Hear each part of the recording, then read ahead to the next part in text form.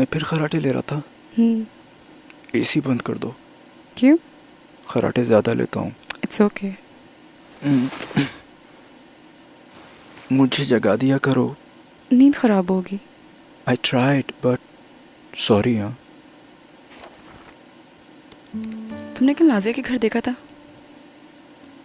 उसका हस्बैंड सबके सामने कितना चिल्ला रहा था उस पर। कितनी एम्बैरेस लग रही थी वो। हाँ। तुमने मुझ पे कभी इतना शाउट नहीं किया। नहीं। फिर खराटे चलेंगे। सो जा।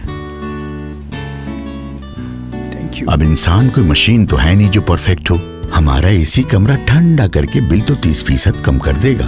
हाँ, अगर शौहर के खराटे कम ना हो तो संभाल लेना। कैनवुड, खुश रहो।